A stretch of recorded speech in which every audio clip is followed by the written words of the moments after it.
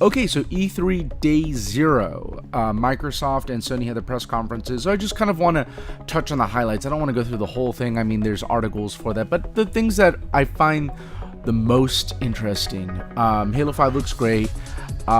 Forza looks great with weather effects. Of course, we were expecting Gears of War to come out and be announced. Gears of War got announced. Gears of War 4, Gears of War Remastered. There's a beta coming out today. If you want to sign up, go to gearsofwar.com. Fallout 4 looks great, but we knew about that yesterday because of Bethesda's. There was a couple of things that I liked. The backwards compatibility I thought was interesting. There's probably not the adoption rate that Microsoft wants for the Xbox.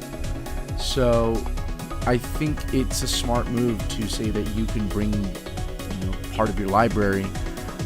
At least I think they said something like 100 titles is going to be available at launch or when the feature launches in the fall. Interesting concept. I think it looks like it works. You can even, and it's not going to be gimped or anything like that. You'll have a full feature. You'll be able to use screenshots, and I don't know if you'll be able to broadcast. I think you should be able to, but that's really cool that they're able to do that, and it's all using software emulation. And that was a big surprise. I think everybody kind of ruled that out, considering that we're already into the second year of the life cycle. That if it was going to happen, it was already going to happen. Year one in order to get people going. Maybe Microsoft's not seeing the amount of sales even with the $349 price point, which is undercutting Sony's PlayStation 4 by $50. Maybe they're just not seeing the adoption rate that they want, so it's not a bad move. Game preview I thought was interesting. Taking something out of Steam's playbook, and I think it's appropriate to start doing game preview. I wish Sony would have announced this, and I'll talk about Sony in a bit, but especially when it's getting to the point where we're having games like Master Chief Collection not working and Assassin's Creed Unity is broken on launch. Far Cry is having online issues and server issues. Really, with AAA titles, this really should be unacceptable. And we are basically becoming glorified beta testers. So at least this is kind of accepting the fact of games are more of a service. And being able to buy into a game preview and have a communication with the developer, I think really just goes to the reality of where game development is now. Games are so big and so expensive and so expansive that having a group of people who are dedicated fans to the game or interested in the game can be able to look at it. You get word of mouth. People are able to the developers are able to get serious critique that, just a small QA team isn't going to get. A lot of these, especially small developers, they don't have big teams to do game testing. So I think it's really useful. And Steam's had some pretty good history or track record so far doing it. And I think this is going to just be the reality. I think it's only a matter of time before Sony does something similar. Really happy that they didn't spend too much time on HoloLens. It's kind of an experience, just like VR. Happy that they, especially because Sony's Morpheus, I've worn it before. I've used the Oculus. I've used the Morpheus.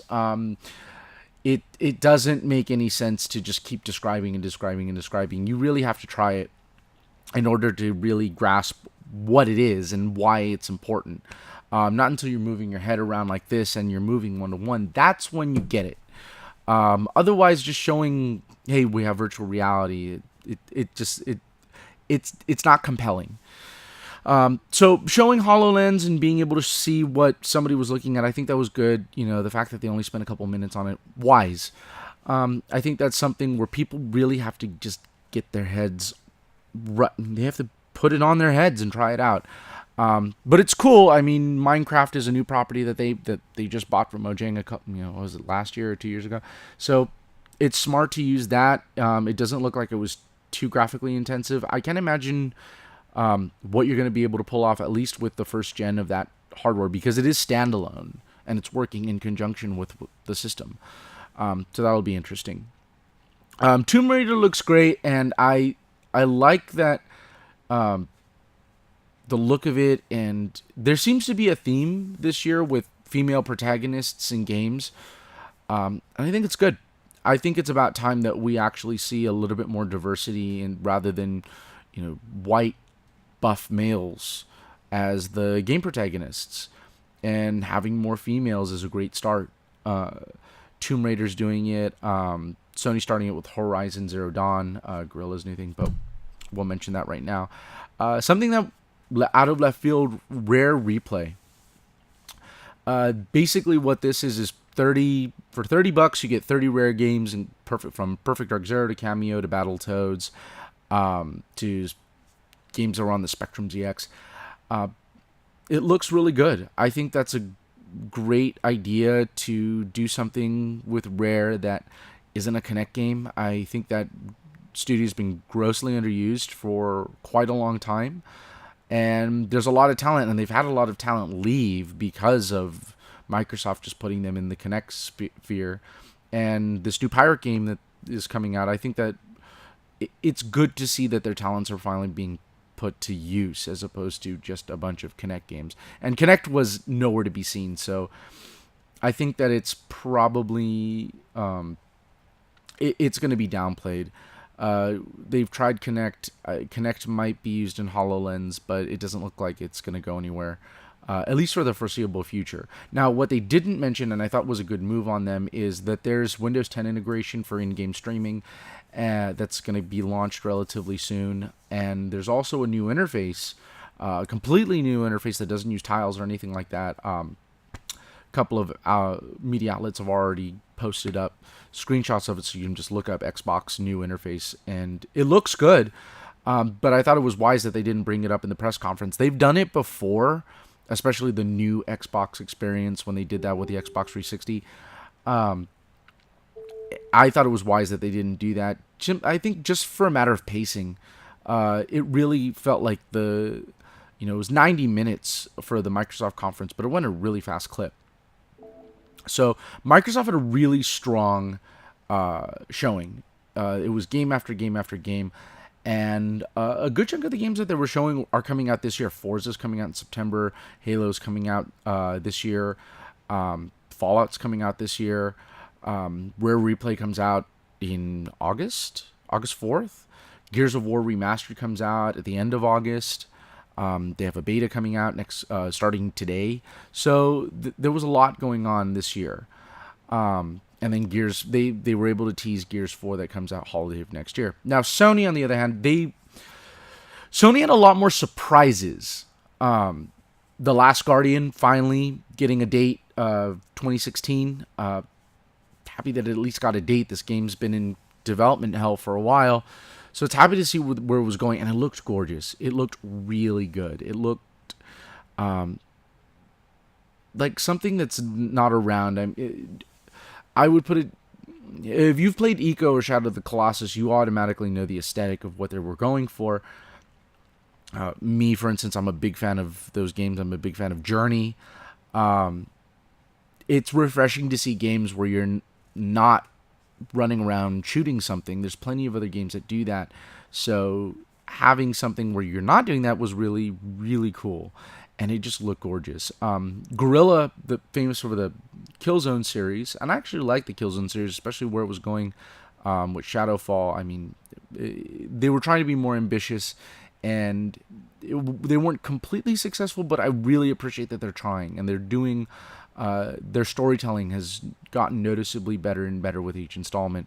So I was happy that they're trying a new IP, and it's called Horizon Zero Dawn, and it's kind of this mix of, not quite steampunk, but like primitive tribal meets robotic dinosaur type thing, and it looked cool.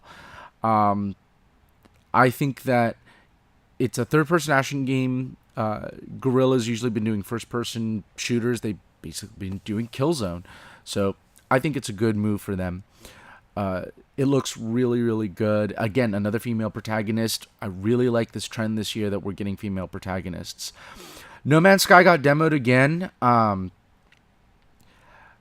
I feel like I'm not seeing anything new with No Man's Sky. They keep showing the space traversal. They showed a little bit of space combat. The fact that you can, how expansive the world is. The thing that gets me with No Man's Sky is this is on the bet that you're going to have a large user base and a sustained user base. You need people to be playing this game. It's procedurally generated. People are going to be traversing this huge world. I just don't know how much people might get lost, or it's going to get too big. That's the one thing that I'm nervous about with No Man's Sky, and I'm going to be on the show floor tomorrow, so hopefully I'll get to see a little bit more of that. But I think this jury's still out on No Man's Sky. It doesn't look like there was anything as new or as compelling. I think just the concept of it being big and procedurally generated is cool. Now we'll see how that works in practice once it comes out at the beginning of next year. Final Fantasy VII got a remake. Finally, the rumors from back, the rumors were true, and this has been a dream since people saw that tech demo that when they launched the PS3 back in 2005. And it didn't look like they just upres it. They are redoing this whole thing. And I'm really impressed with it. I haven't played Final Fantasy since I was a kid, so being able to revisit something, it feels like a new game. And it seems like it's really early in development. It was just a CG trailer, but the fact that it is happening and it does exist, that sounds awesome. Something that was personally satisfying to me and a big surprise, I stood up. Shenmue 3 is getting announced for a Kickstarter, which I thought was interesting, why a large company like Sony would announce a Kickstarter for this game. I don't understand why they just wouldn't purchase the IP and go with it. I didn't see any Sega branding, so I'm assuming that Sega's not involved with the publishing of this game. But it was a little weird. I mean, as of, I'm filming this at 2 o'clock in the morning, and they've already passed $1.5 million, and their goal was $2 million. But the first Shenmue cost $70 million to make. Back in the early 2000s, or back in the early 90s, or back in the late 90s. So that was a lot of money then. And to create something, Yu Suzuki's an extraordinarily ambitious developer, and he's an artist. I really, really liked the Shenmue series, but I don't think this Kickstarter is, I don't think the $2 million is all they need. I think this is just to show investors and venture capitalists that this is something worth investing in. And from the response within just a matter of hours, by tomorrow they're going to reach their Kickstarter goal. And it would be really interesting if Sony didn't pick it up, especially because it's only going to be developed for PC and PS4, and there doesn't seem to be any plans for an Xbox One or Wii U or Mac or Linux version. So I think it would be wise for Sony, if Sega's not going to publish it, to publish it. But then again, it would be the third Shenmue game on the third platform. I mean, Shenmue, the original game, came out back in 2000 on the Dreamcast. Then you had back in 2002, I believe, 2003, it came out on the Xbox. And if you wanted to get it on the Dreamcast, you could get it with a boot disc from GameStop, and play it on play the European version on your Dreamcast. But I'm really excited for it. I was really happy that happened. PlayStation View, Andrew House came out and talked about PlayStation View. I think it's important to talk about the media aspects of what Sony wants to do.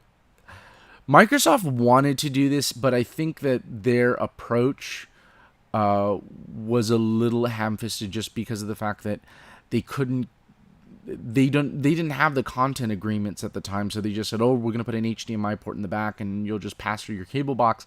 But it was a very inelegant solution for what they wanted to do. and it's a very elegant interface for, to Microsoft's credit. I think what Sony is doing is actually a way better approach, and ironically, they're going to be the ones that get the media thing right. Having a streaming service, especially if it's going to be a la carte, that's where everything's going. And to be able to have a TV service on your console, and you pick what you want to watch, when you want to watch it with a digital in the cloud DVR, I think that's a better idea than having to rely on just plugging in a TiVo into your Xbox. But it'll remain to be seen if they can actually get the content agreements to get, the wide gamut of channels. It was a fleeting a fleeting mention, but it was worth looking at. Project Morpheus got a brief mention. Again, I don't think virtual reality should really be talked about on a convention or on a press conference, simply because you can't understand the depth and gravity of it. Project Morpheus is probably my favorite virtual reality platform, simply because of ergonomics. The way that it does, it actually comes on your head and almost like a head crab from Half-Life, and just fits right on it. And there's memory foam. I had tried it last year at E3, and it was really, really comfortable, and I thought it was great. And then a big get for Sony, Call of Duty Black Ops is now going to be on the lead platform, will be on PlayStation 4.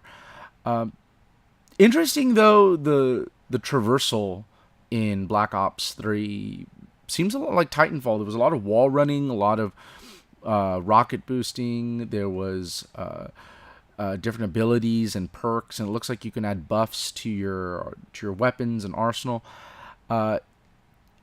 I guess Call of Duty is now moving away from the hardcore realistic shooter, and they're leaving Battlefield up to do that, and they're going more for the fantastical Michael Bay action movie. And if any indication for what Sledgehammer did last year, Treyarch has had a pretty good track record with Black Ops, especially their zombie mode. Everybody likes playing that. So I'm not going to be one of those people that say oh, I don't play Call of Duty just to sound cool. I think that they're fun games. There's a reason that they're the top selling games. Is because because people like just a little bit of nonsense once in a while, and they're fun to play. But it was interesting that they kind of played like Titanfall. And then finally, Uncharted 4. Uncharted 4 looks fantastic. I think the thing that most impressed me about Uncharted 4 is just how good it looks. We knew that the story was going to be good, despite what was going on. I mean, Neil Druckmann is leading the helm right now as creative director, and after The Last of Us, I don't think anybody thinks that he can do anything wrong. I mean, they've had plenty of time to work on it. It's not coming out until next year. And it really, really was impressive, just the amount of physics and particle effects and the amount of people in the crowd. It was believable, and it really did look like an improvement from what the PlayStation 3 versions are. And it'll be great to see when the definitive collection for Uncharted 1 through 3, when that comes out later this summer, to kind of get a comparison about how much practice they've been getting using the PlayStation 4. I mean, really, if we think about it, The Last of Us Remastered and even the Uncharted series remastered is really just a dress rehearsal for getting used to using the PlayStation 4. And Naughty Dog really knows how to pull out all the stops on when it comes to Sony hardware. So if anybody's going to be a flagship title to show what graphical prowess the PlayStation can do, PlayStation 4 can do, that's definitely going to be from Naughty Dog. So the final thoughts that I have for it, that I have between the two, is Sony had a lot more surprises. There was a lot more like Final Fantasy VII, Shenmue 3, Call of Duty Black Ops 3 coming out as PlayStation 4 being the lead platform, Last Guardian. But Microsoft actually made a more compelling case about why you should be playing on their platform. a lot of the titles that they showed at the Microsoft press conference were coming out this year, as opposed to PlayStation, which is really scant in terms of first-party exclusives. They have indie games that are coming out, but I mean, off the top of my head, all I can really think about right now is the Uncharted collection. There isn't anything super compelling coming out on Sony first party. And Microsoft looks like they're really, really trying to close that gap, and they're trying to close it with content. And if they do close that gap, then I think, kudos to them. They really deserve to do that because the content that they're providing is quite good. Both of them were really, really strong. But my final thoughts on it were Sony had a lot more surprises, but Microsoft made the more compelling case this year. So if anybody were to ask like who won E3, it's really going to be I think both of them were great, and I really think the people who won are people who are gamers in general. But if you had to give a nod to somebody, I would have to give the nod to Microsoft simply because of the fact that they were showing things that were coming out this year that you can put your hands on, that will be coming out this holiday, and Sony's talking more about what is still talking about the possibility of what the PlayStation 4 can do, whereas Microsoft's very much capitalizing on what you can do with the Xbox One right now. So I'll give my more thoughts when I go to the show floor tomorrow, and I'll hope to subscribe. Go to my Twitter at It's Justin Valero, and check me out on Facebook. All my links are on the YouTube page, and I hope to see you guys soon. Make sure to subscribe.